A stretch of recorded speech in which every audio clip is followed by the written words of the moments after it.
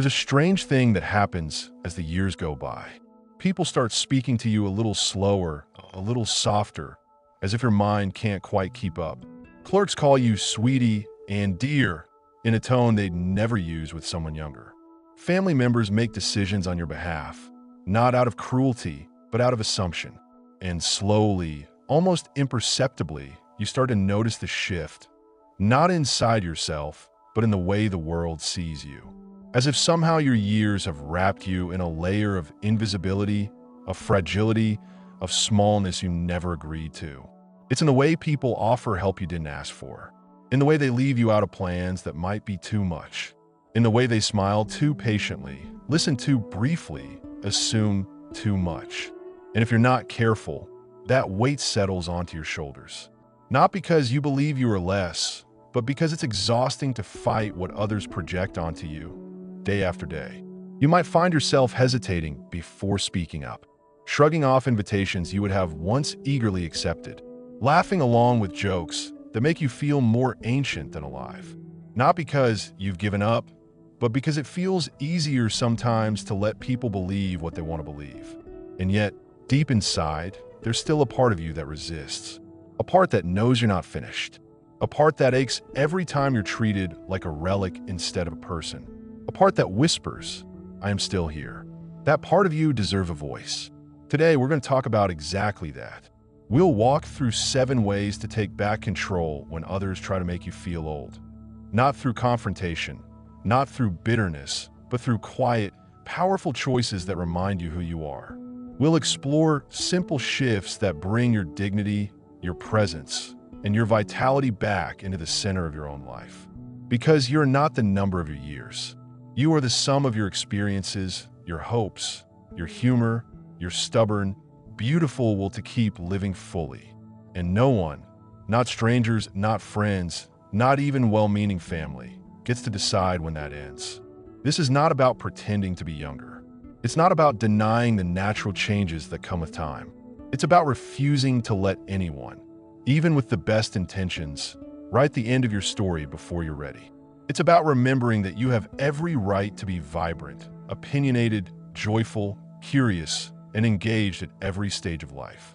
Imagine this: walking into a room and feeling no need to apologize for your presence.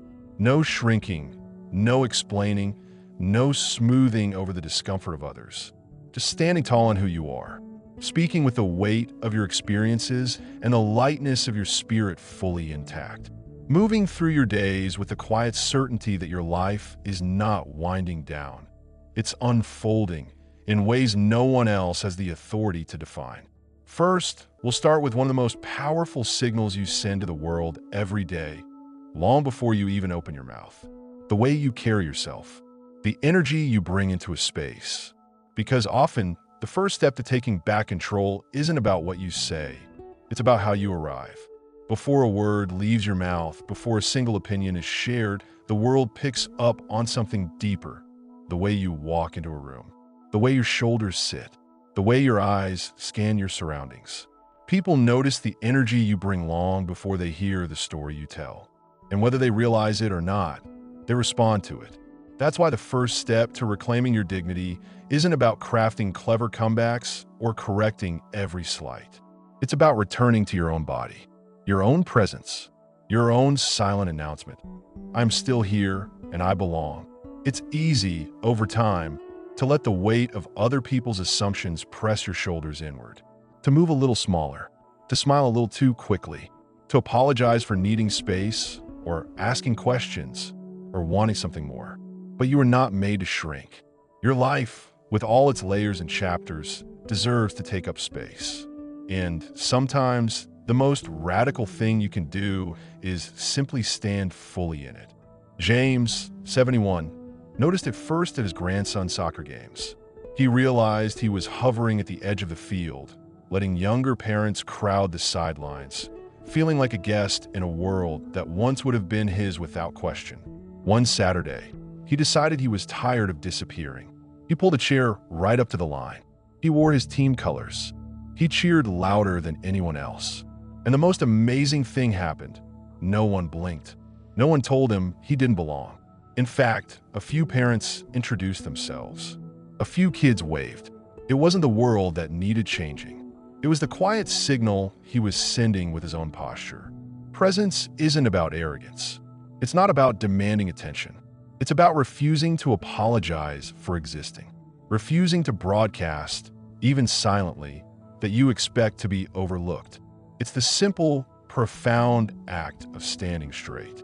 Meeting eyes, smiling without shrinking, claiming your chair at the table without fuss. And it starts with tiny choices. Walk into the room without scanning for a corner to hide in. Hold your head high even when you feel uncertain. Let your hands rest calmly instead of folding them tight against your body. Breathe deeply before you speak. These small shifts tell your nervous system and the world around you that you are grounded, that you trust your own belonging. And trust is contagious. You may be surprised at how quickly others adjust to the energy you project. When you lead with presence, you give people a new script for how to treat you. Not as an afterthought, not as a fragile relic, but as someone whose life is still expanding, still worthy of being heard and seen. This week, try noticing how you enter a room. Notice how you sit at a table. Notice how often you make yourself smaller without even thinking. Then just once resist that urge. Take up your rightful space. Let your posture be a quiet declaration. I am not fading away. I'm still here. And if you've ever experienced that subtle shift when you decided to show up fully and the world responded differently, share it in the comments. Your story could give someone else the courage to do the same. Next, let's explore a second, equally powerful way to reclaim your ground. Setting boundaries around how others are allowed to speak to you, especially when their words come coated in casual disrespect. Because the way people talk to you matters, and you have every right to shape that conversation. It often starts small. A patronizing comment slipped into conversation with a chuckle. A joke about being slow, forgetful, fragile, followed by the usual, "Oh, we're just teasing." And in that moment, you face a decision. Smile and let it slide, or stand quietly, firmly, and refuse to play along. Too often, we choose the easier path. We laugh with them. We diminish ourselves right alongside them. Not because we agree, but because it feels safer. Because it feels easier than making the room uncomfortable. But every time we laugh at a joke that belittles us, we teach others that it's acceptable. We give permission for the small cuts to continue. Eleanor, 76, noticed it during family dinners. Her son would joke about her senior moments anytime she paused to find the right word. At first, she laughed with everyone else. It seemed harmless, but slowly, she realized she was speaking less at gatherings. Avoiding stories she once loved to tell. Guarding her words, afraid to misspeak and become a punchline. One evening, after yet another round of teasing, she didn't laugh. She met her son's eyes, smiled warmly, and said, I might forget a few words, but my stories are worth hearing. Let's not turn them into jokes." There was a pause, a little discomfort. Then something shifted. The teasing stopped. The listening returned. Standing up for your dignity doesn't require anger. It doesn't require lectures. It requires clarity. A quiet refusal to participate in the erosion of your worth. You can correct someone gently. You can redirect a conversation with humor of your own. You can even let a moment pass without comment, but still refuse to internalize the insult. And here's the truth most people won't tell you. Many times, people don't realize they're crossing a line until you show them. They're following habits, not thinking about impact. By calmly naming the boundary, you're not being difficult. You're inviting them to rise to a better way of relating to you. The next time someone makes a joke at your expense, try responding with a light but firm statement. I'm not old enough to stop enjoying life yet. I prefer to think of myself as seasoned, not slow. Or simply, I'm proud of every year I've lived, and I'm not the punchline. You'll be amazed how quickly the tone shifts when you treat yourself with the respect you expect from others. If you've ever turned a moment like that around, if you've ever caught someone by surprise with the strength of your quiet dignity, share in the comments. Your example might be the one someone else carries into their next difficult conversation. And if this message is resonating with you so far, if you're feeling the strength of these small but powerful shifts, take a moment and like this video. It helps us bring more conversations like this into the world where they are so needed. Next, we'll move into another deeply personal but transformational practice, protecting the way you speak about yourself. Because sometimes the most dangerous messages aren't the ones others say out loud. They're the ones we quietly repeat inside our own heads. It's easy to catch the comments others make, the teasing, the assumptions, the casual dismissals. What's harder to notice is the way you speak about yourself when no one's correcting you. The offhand jokes, the self-deprecating remarks, the words that slip out so easily. I'm too old for that. My memory isn't what it used to be. I'm just an old lady now. They seem harmless. They soften moments that might feel awkward. They make others more comfortable with the changes they see in you. But each time you say them, you reinforce a story where your age makes you less. You deserve better stories. Carolyn, 73, used to apologize before every opinion she offered. Maybe I'm old-fashioned, but she would say, even before sharing simple preferences like where to go for dinner or what movie to watch. She didn't realize how often she was undercutting herself until a friend pointed it out gently. "You're not old-fashioned," her friend said. "You're wise." That single conversation changed the way Carolyn listened to herself. She began choosing her words differently, not puffing herself up, not pretending, just speaking with the same respect she longed for others to show her. The way you talk about yourself teaches others how to treat you. It's not vanity. It's not arrogance. It's basic human dignity. When you speak with pride about the life you've lived, about the resilience you carry, about the laughter and the scars you've earned, you remind people and yourself that you are still in the middle of a life worth celebrating. This doesn't mean pretending you haven't changed. You have. Change is inevitable, but change doesn't erase your strength. It refines it. It concentrates it. When you catch yourself reaching for a phrase that belittles you, pause. Ask yourself, would I say this about someone I love? If not, don't say it about yourself. Replace it with something truer. Instead of "I'm too old for that," say, "I'm excited to keep learning." Instead of "I'm forgetful," say, "I'm focused on what matters." Instead of "I'm just old," say, "I'm experienced, and that matters." Even small shifts change the energy you carry. They change the way you walk into a room, the way you sit at a table, the way your voice fills the air. This week, try noticing your self-talk. Catch one moment where you would normally downplay yourself and choose instead to honor yourself. It might feel awkward at first. It might even feel a little bold. Good. Boldness isn't the absence of fear. It's speaking anyway. And if you've already made this shift in your own life, or if you've seen someone else do it beautifully, share that story in the comments. Every example helps build a world where we celebrate experience instead of apologizing for it. Now that we've talked about claiming your space and guarding your voice, let's move into another essential practice, protecting the spaces you choose to inhabit. Because where you spend your energy shapes the way you feel, and you deserve spaces that reflect your strength, not diminish it. The spaces you spend time in, the groups, the gatherings, the conversations, carry invisible weight. Some spaces lift you. Some nourish your spirit. Invite your laughter. Stretch your imagination. Others shrink you, make you feel out of place, whisper to you in 100 subtle ways that you are too much or not enough. And often, without even realizing it, we stay in those spaces out of habit, out of loyalty, out of fear that stepping away would mean stepping into loneliness. But here's the truth. The environments you choose are not just background scenery. They are active participants in the story you are still writing. And you have every right to edit the cast. Martin, 78, spent years attending a community group he had outgrown. Week after week, he sat through conversations that revolved around ailments, complaints, and endless comparisons of who had the worst back pain or the most medications. It wore on him, made him feel older than his years, made the future seem smaller than he knew it could be. One day, he decided to walk into the library instead. He joined a book club full of people who talked about ideas, not symptoms, who laughed loudly, argued passionately, dreamed freely. He didn't abandon his old friends, but he expanded his world. And in doing so, he expanded himself. The environments you choose shape your energy. They mirror back to you who you are or who you are becoming. If you spend time in spaces that only emphasize decline, complaint, limitation, that narrative starts to seep into your bones.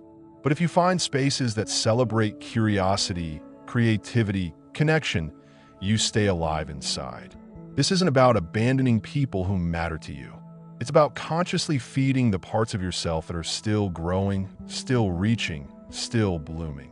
It's about balancing loyalty with self-respect. Look around your weekly life.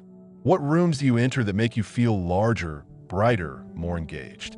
What rooms leave you drained, shrunken, invisible? Notice without judgment. Then, gently, begin to spend more time where your spirit feels seen. It might be a new class at the community center, a volunteer project, an online writing group, a hiking club, a cooking workshop. It might be a small thing, a coffee date, a new walking route, but small changes accumulate. They build a new atmosphere around your life.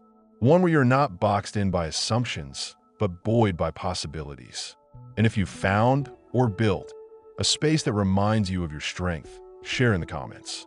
Your story could be the spark someone else needs to step out of a draining room and into a life that fits them better. Before we move on, take a breath with me. Notice how you feel.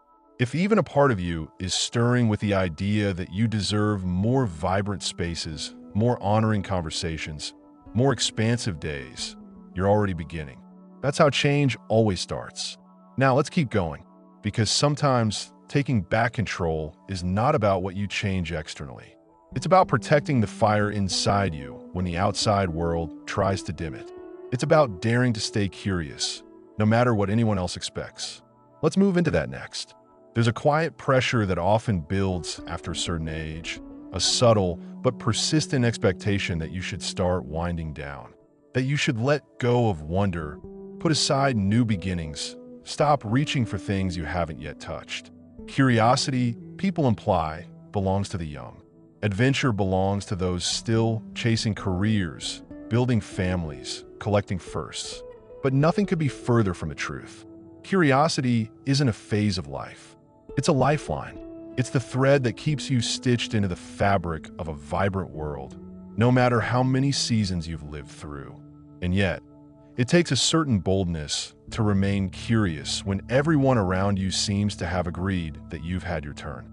Nora, 74, refused to make that agreement. After retiring from a long career in education, she kept feeling a pull towards something she could barely name, a desire to understand stars. She had never studied astronomy, never owned a telescope, never even stayed up past midnight to look at the night sky. But she signed up for a local course anyway, sat in a classroom full of college students, asked questions, took notes. And one clear evening, standing in a dark field looking through a borrowed telescope, she whispered, "I can't believe I waited this long." Her curiosity didn't just connect her to the stars. It connected her to herself, the part of her that still wanted, still wondered, still reached. Staying curious isn't about mastering new things. It's about staying open to them. It's about refusing to close the door on your own amazement. Curiosity keeps your mind flexible. It keeps your spirit awake. It reminds you that no matter how much you've seen, there's always more waiting for you. A new book that changes the way you think. A new trail that leads to an unexpected view. A new conversation that opens a part of you that had gone quiet. And sometimes it's not about something big. It's about asking small, beautiful questions every day. Why does the light fall differently in autumn? What stories does that old building hold? What could I learn today that I don't yet know? The world may expect you to settle into patterns, to shrink your days into familiar routines. But you don't have to. You can still be the one who leans forward instead of sitting back, who asks instead of assuming, who marvels instead of resigning. This week, give yourself permission to explore something new. It doesn't have to be formal. Wander into a different aisle at the bookstore. Watch a documentary on a subject you know nothing about. Taste a dish you've never tried. Ask someone to tell you a story you haven't heard before. Let your days stretch again, even just a little. And if you followed your curiosity into something that lit you up recently, or even long ago, share it in the comments. Your story might rekindle someone else's spark. As we move toward our final thought, take a moment to notice how these ideas are settling inside you. The dignity of presence, the courage of voice, the power of choosing your spaces, the fire of curiosity, all of it pointing to one quiet but profound truth. You have more influence over how you experience this stage of life than anyone else ever could. Let's bring everything we've explored together now, with a final step that ties it all into one simple, living principle. When you strip everything else away, the comments, the assumptions, the lowered expectations, the real challenge, and the real victory is to keep living from your own center. Not the version of you that others think you should be. Not the one who fits neatly into categories of elderly, retired, or past their prime. The real you. The one who still has sharp opinions, sudden laughter, private dreams, stubborn hopes. The you that doesn't ask for permission to be fully alive. Living from your center means checking in with yourself more than you check the reactions of others. It means asking each day, what feels right to me, instead of what do they expect from me? It means holding on to your own compass, even when the winds around you try to point another way. Alan, 79, struggled with this after moving into a senior living community. Everywhere he turned, there were schedules, routines, well-meaning activities. It was easy to drift, to go along, to blend in. But something in him ached. One afternoon, he packed a picnic lunch, left a polite note on his door, and drove himself to the coast alone. He spent the whole day sitting by the waves, reading a novel he loved. No one applauded. No one scheduled it. No one even knew. But he came back that evening feeling more himself than he had in months, because he had listened to his own center and honored it. Living from your center doesn't require grand acts. It's built from small choices. Choosing silence when chatter feels heavy. Choosing movement when the day feels still. Choosing color when everything seems to fade into gray. Choosing your voice when it would be easier to nod along.